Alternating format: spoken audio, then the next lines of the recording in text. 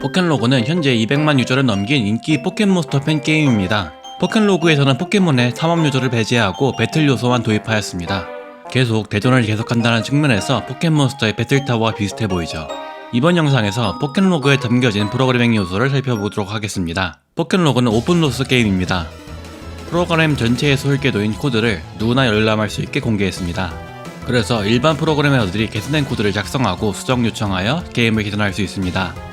포켓로그의 깃허브 페이지를 들어가 봅시다. 버그 수정이나 다국어 지원 패치들이 자발적으로 수정 요청으로 들어오고 있습니다. 포켓로그 게임 소스의 기여자는 현재 250명이 넘습니다. 포켓로그의 게임 장르는 로그라이트입니다. 로그라이트 장르 게임은 자동으로 생성된 던전에서 적을 싸우고 아이템을 수집합니다. 플레이어가 죽으면 오른 능력치가 초기화되거나 아이템이 제거되어 처음 상태로 돌아갑니다. 다른 로그라이트류의 게임들은 아이작기나 스펠런키 등이 있습니다. 로그라이트 게임은 랜덤하게 제작되는 요소에 의존하기에 비교적 개발 인력이 작게 됩니다. 그래서 인디게임이나 소규모 게임사가 많이 채용하는 게임 장르입니다. 로그라이트 게임이라도 전략 없이 랜덤 요소를 대입하면 게임성이 망가집니다. 포켓로그에서 다른 규칙 없이 모든 포켓몬의 조우 확률을 동등하게 구현해뒀다고 생각해봅시다. 그러면 스테이지 1에 뮤츠가 등장하여 손쓸 새도 없이 한 턴에 게임 오버가 되기도 하고 최종 보스 스테이지에 꼬렛이 등장해 플레이어를 기빠지게 할 가능성이 있습니다. 이런 불상사를 방지하기 위해 로그라이트 게임은 정해진 규칙 안에서만 랜덤한 요소를 도입합니다.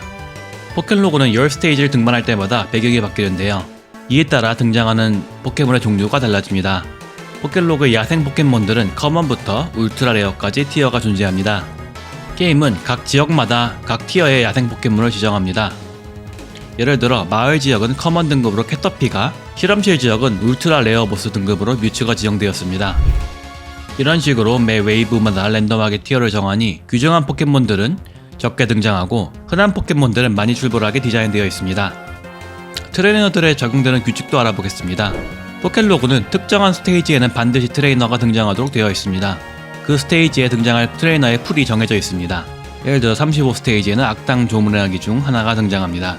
트레이너가 가진 포켓몬이 어떤 포켓몬 중 하나가 되어야 되는지에 대한 정보도 지정되어 있습니다. 이런 점을 보았을 때 포켓로그가 완전히 랜덤한 요소로 포켓몬을 등장시켰다고 보기 어렵습니다. 그 대신 스테이지마다 일정한 수준의 포켓몬이 등장하도록 게임을 설계했다고 봐야겠죠. 포켓로그는 웹브라우저에서 구동됩니다. 콘솔의 유무나 컴퓨터나 핸드폰의 기종에 구애받지 않습니다. 접근성이 높기에 포켓로그가 유행하는데 큰 기여를 했습니다. 포켓로그는 클라이언트는 타입스크립트, 서버는 고랭으로 만들어졌습니다. 타입스크립트는 자바스크립트 기반입니다.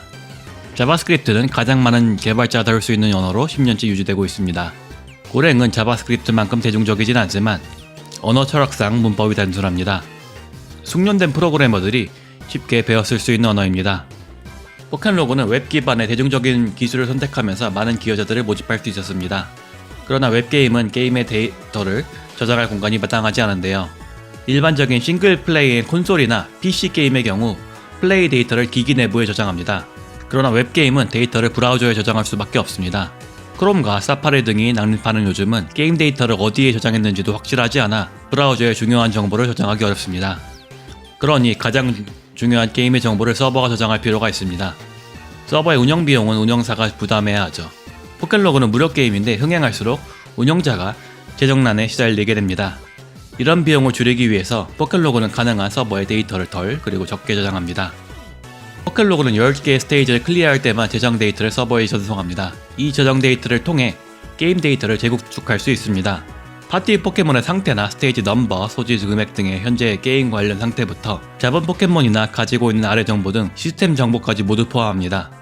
그래서 서버에 조작된 데이터를 보냄으로써 메인 데이터를 통째로 덮어씌울 수 있습니다. 대신 서버의 처리 단순해 서버의 비용이 저렴합니다. 물론 이런 취약점을 악용하면 정지를 당할 가능성이 높습니다. 중요한 정보를 10스테이지당 단 한 번만 서버에 전송한다는 점에 주목해주세요. 매 스테이지마다 혹은 유저가 매 기술을 선택할 때마다 서버에 데이터를 전송해야 합리적입니다. 자주 서버에 데이터를 전송하면 운영 비용이 10배 혹은 그 이상으로 늘어날 겁니다. 그래서 포켓로그는 데이터를 그렇게 자주 저장하지 못했습니다. 이 정책만 조정한다면 스테이지 5개만 클리어하고 게임을 종료하면 소중히 분리한 정보가 날아가 버릴 겁니다. 이런 사태를 방지하기 위해 포켓로그는 매 스테이지가 끝날 때마다 중간 상태를 브라우저에 저장합니다. 물론 일반 사용자에게는 쉽게 조작이 어렵도록 암호화되어 저장되어 있죠. 그러나 소스코드가 공개되어 있는 이상 암호화 키와 방법을 바로 찾아낼 수 있습니다.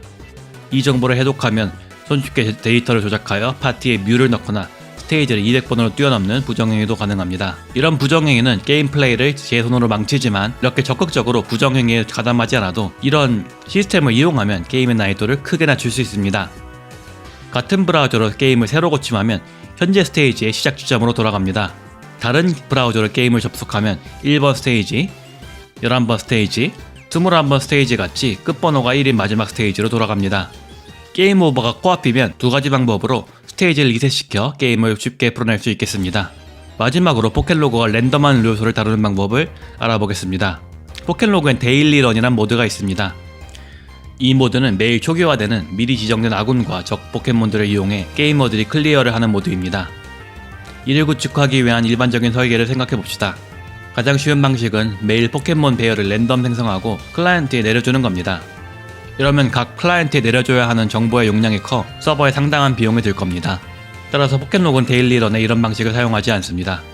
포켓로그가 데일리런마다 클라이언트에 내려주는 건 시즈라고 하는 24자리 문자일 뿐입니다. 클라이언트는 시즈를 통해서 정확히 같은 환경을 생성합니다.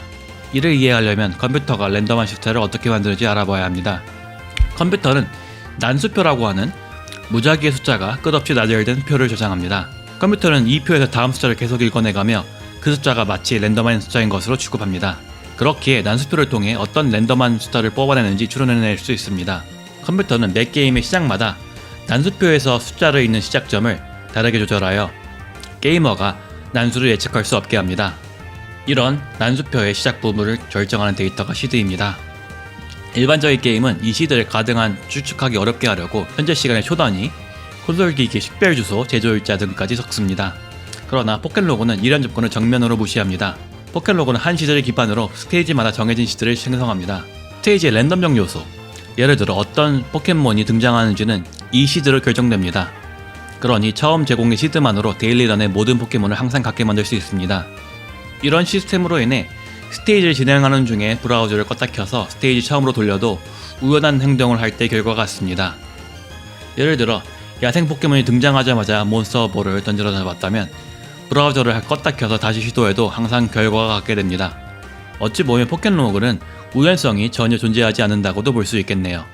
오늘은 이렇게 포켓로그에 담긴 여러 프로그래밍 기법에 대해서 알아보았습니다. 영상을 재밌게 보셨다면 좋아요, 댓글, 구독 부탁드립니다.